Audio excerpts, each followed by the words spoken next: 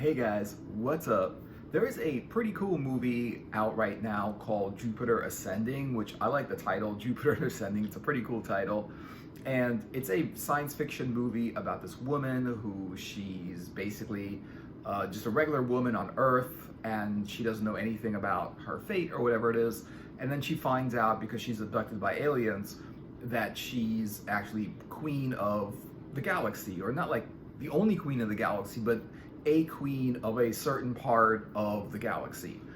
And there's this like city, I think it's inside Jupiter because it looks like it's inside Jupiter, like under the gases, so you don't know that it's there. And there's like a whole city there and stuff like that, and people kind of live there and stuff like that. But it's basically a sci-fi movie. It's got pretty cool redeeming factors, and it's got like some other factors in the movie which aren't that great. But all in all, I think it's just a fun watch. It's not overly serious. Like, it's not like a real serious plot. It doesn't feel like the characters are taking the movie seriously I mean, they're taking it seriously to a degree, but I don't feel like the actors are really taking it too seriously. I don't feel like the writers were taking it too seriously, and some of the parts are not convincing. But most of all, if you like science fiction with lots of laser gun fights, all kinds of like fights and action and spaceships shooting at each other and flying through space, beautiful sci-fi cities, and all kinds of weird political structures throughout the galaxy, and aliens and things that you don't really know about, then this is a pretty cool movie for you. That's where it gets it right. There's a lot of cool scenes, there's a lot of cool CGI, there's a lot of cool special effects. The makeup is cool. All of the costumes are cool. The art direction is amazing in this one. I think it's a really, really good, like, special effects wise. It's very, very nicely artistically, like, it's very, very well artistically directed, because it's just like the special effects really are good, and it's really, really like a cool, beautiful looking movie. Is the story that interesting? Well, the story's not that original. Woman doesn't know her fate, finds out she's queen of the galaxy, and and that's pretty much the story, and what's interesting is, oh yeah, and she gets abducted all the time. This person abducts her, then she gets abducted by somebody else. Everybody wants her. One prince of the galaxy wants to marry her and then kill her. The other one just wants to kill her. She's wanted everywhere because she finds herself not just queen of the galaxy, but inside, like, in between political rivalries, and she finds herself like basically a political enemy of a lot of the other people that are in charge of the universe, and they're after her. But on the other hand, she also finds people that are kind of her people, and she's the queen of them, and they're trying to help her. And it's just basically a story about the fight or the battle between the people trying to kill her and the people trying to help her. Her people that she's queen of, and the other people who are rivals. And that's kind of makes sense. That's probably how things will go in the future in a sci-fi world. It's going to be all political to some degree. I mean, I'm hoping in the future mankind will, people kind or whatever, will go beyond political rivalries and these like nonsense, and really, create a world that's good for everybody.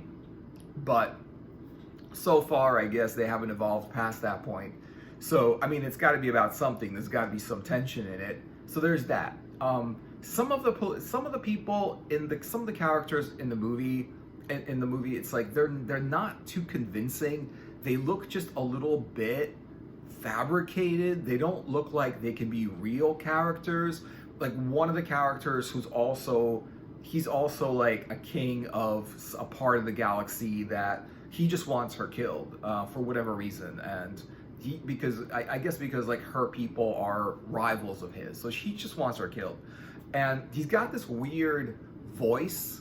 He's like a kid though. He looks like he's about like 20 years old, and he's got this voice like the Godfather. Like, he talks like the Godfather, but he's a 20-year-old kid, and I feel like the Godfather can get away with it because he's an old guy doing that. But this guy is just like trying to convince everyone that he's some kind of like, boss or some kind of like political boss. And he's like, it's just not convincing. It's not convincing. He's got this like empty voice, like, like the Godfather talks. And it's kind of like funny, but it's supposed to be taken seriously. And it's just really hard to take the character seriously. I mean, the character takes himself seriously, which I think is great, because when the actors and the characters take their roles and the world that they're in and the words that they say very seriously, like they're speaking those words, the movie becomes much more convincing and the story becomes convincing. It feels like you're in the story's happening, and you're like, oh my God, what's gonna happen next, Are they gonna make it? Are they gonna die in the laser fight? Or are they gonna like beat the bad guys and win, You never really know. And in this one, it's cool, but it just feels there's a little bit of a lack of thought as to the realism of the story. Now, the thing is, just because a story is sci-fi and maybe in the future or whatever, it's basically fiction, doesn't mean that the story can't be realistic. Because when you have science fiction, you have a lot of stuff that's like, fabricated, made up, because it's science fiction. There's technology that's made up, there's spaceships. But the thing is that, if you do it convincingly, then you feel like the spaceships are real, you feel like the story is real, and you feel like the characters are real when it's done convincingly. And a lot of times with this series, it's like the good guy saves the princess at the last second, like just saves her like at the last minute. And he does this like 3 or 4 times, just plows into danger to single-handedly save the princess or queen or whatever she is, like at the last possible second, right before she falls to her doom. And I look at that and I'm like, oh God, they could have made a better scene than that. They could have like done it better. They could have done it more convincingly, because how many times in how many movies has that scene played out? At the last second, the good guy comes down and saves the princess, like at the last possible second. And it's just like, what? It could have been done better. It could have been written better. The scene could have been written better. They could have really thought about it before writing the scene. And they could have like looked at it and say, what?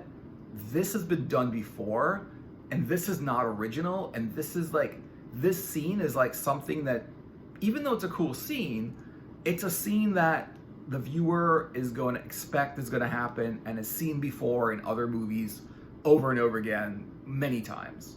There's a lot better scenes than that. But in how many movies were there where the good guy goes through danger to save the princess or the queen, whatever, at the last possible second, right before everything blows up and the bad guy falls into flames or whatever it is? I mean, it's like all the time. It's just such a common plot line.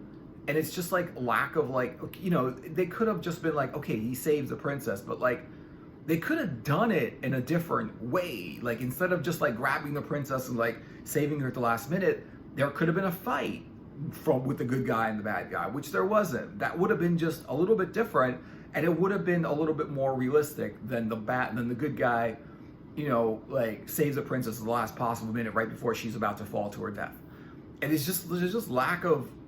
It's just when that happens, you're like, oh God, I don't believe they did that, because it's such a lack of originality, and it's really a lack of an interesting story. Interesting stories and interesting plot lines are things that happen that you don't expect are going to happen. The plot gets twisted in all different ways. Sometimes people make drastic mistakes and the bad guys win out, and sometimes the good guys win and the bad guys make mistakes. And so like, this is the kind of movie where it's like, it's fun to just sit down and watch, but it's very, very lighthearted. It's like, you don't feel like the scenes are realistic. It's just too much of a story that's already been done. And that's what the movie, I think, lacks in ambiance. Like, that's what the movie lacks in how good that movie is. Just the fact that there's just too many things in that movie that have been done before in other movies. It's just way too many. Like, most of the movie is not as original as it should be.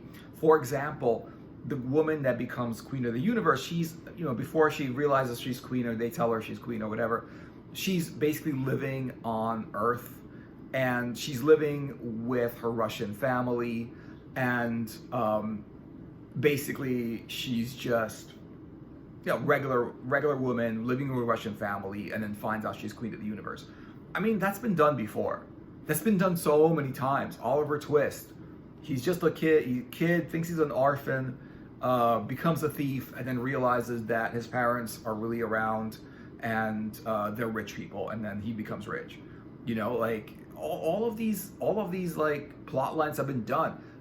Harry Potter, right? He's basically living with, just a family kind of family that doesn't care about him. His life sucks, and then somebody takes him and goes, "You're a wizard," And it's the same thing with this movie, where it's like, these people from space come down and say, "You're queen of the galaxy," and it's just been done before, in every other movie. Even in Star Wars, Princess Leia, she queen of the galaxy, whatever. I mean, she started off queen of the galaxy, whatever, with Star Wars, but I know, like, it's just too much of stuff that's been done before. Like, maybe with Star Wars, she started as queen, and then, like, she continued being queen of the galaxy and whatever it is. But they had other plot lines, which was like family plot lines and whatever. And what's interesting about, like, this movie also, like, they would have, like, these cool laser fights with spaceships and, like, all kinds of, like, flying spaceships and flying aliens. This one guy had these, like, boots that flew, and that's not original either. Flying boots is not that original. It sort of, like, reminds me of Iron Man, an Iron Man suit, the character Iron Man, the superhero, his suit that flies around, kind of what the boots were. And he, like, basically grabs the girl and flies through the air, and with all these, like, spaceships shooting at him. It's a cool scene, it's a cool looking scene, but that scene's been done in Superman. They did that scene, or it's like, it's just that the main character is up against overwhelming odds, like really overwhelming odds, where he's got, like, multiple spaceships with, like, these weird looking aliens inside the spaceship following him, shooting at him, and he's just, like, trying to get away, holding this woman, trying to save her, and they just go all over the city, crashing through shit. Like, he gets into a spaceship and flies around, crashing through buildings, crashing through streets, cars, everything. And then at the end, they basically, like, sort of do this technological thing, which they don't explain what they do, but basically whatever happened, in order to conceal the presence of aliens on Earth, they create this thing where, like, all of the buildings get repaired, like, by themselves quickly, and then everybody forgets what happens. Which has been done before, like in Men in Black. Once you see aliens, they pull out that light pen and they click it, and then whoever, like, looks at that pen forgets about everyone who is Men in Black, or forgets about aliens, or forgets what they've seen and everything like that. That's happened before. And it feels like the down part of the movie is that the lack of originality, the fact that these plots and these scenes have just been done so many times that it doesn't feel like they created something new, is really what I wanted. I wanted something new, something I haven't seen before. And with this movie, it's like they didn't do that.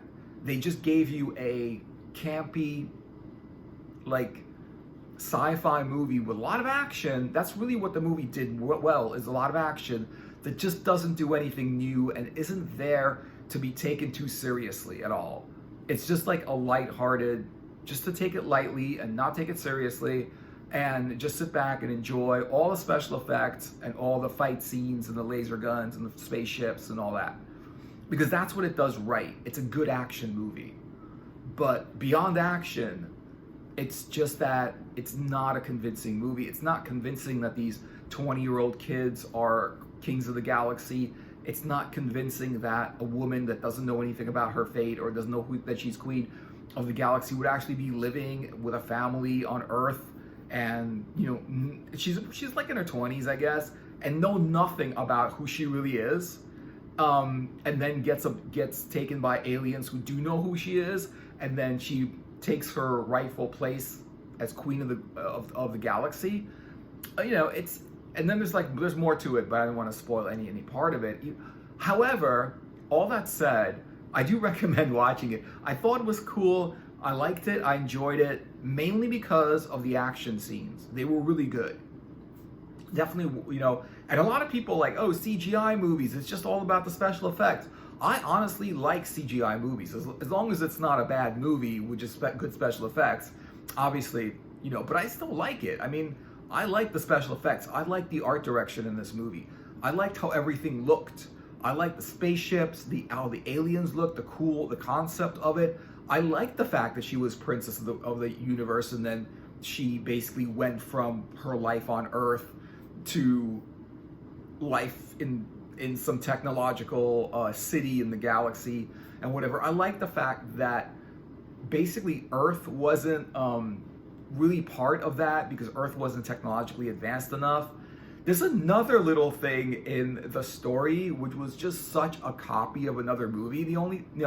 This part of the story was it's just too much. They're just taking way too much from other movies and putting it in their movie. And they're taking a little bit here, a little bit there, and just putting it all together in that movie just to put content in the movie, This part of the movie was just like, oh God, I don't believe they did this again, What it was basically they're trying to fabricate this drug or something, some kind of substance which creates immortality. Not necessarily immortality like in a magical sense, but in a technological sense where if whoever drinks it, their body gets renewed, the cells get renewed, they're able to live thousands of years instead of like 100 or under 100, they're able to live thousands of years. And part of it, and the reason, they don't really tell you the reason right away, but they do show you this substance.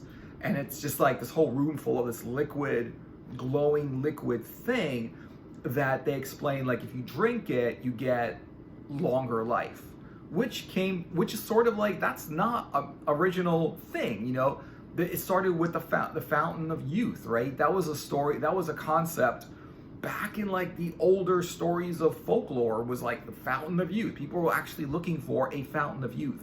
Back in the day, they were certain it existed somewhere.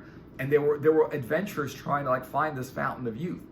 Basically, that's what that is. However, what they did with this substance, the story behind the substance is it was mined through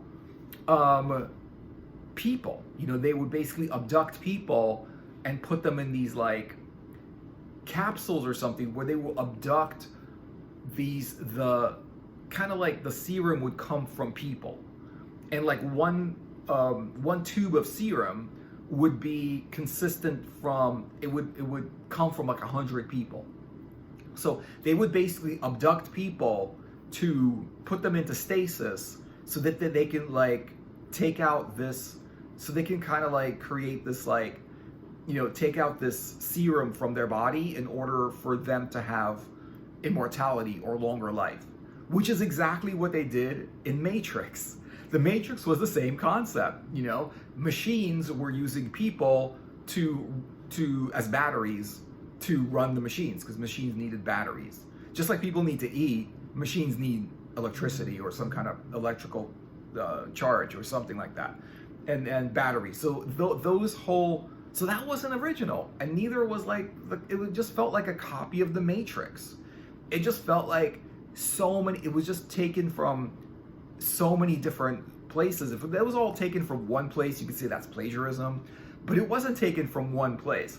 It was taken from a lot of different like ideas from a lot of different sci-fi stories to put into their story. So lack of originality, lack of an original story, lack of anything being too convincing that you feel like the danger is real and the heroes are real and what they're saying is interesting and real, instead of like kind of feeling like it's just acting and it's just a movie and it's not like anything.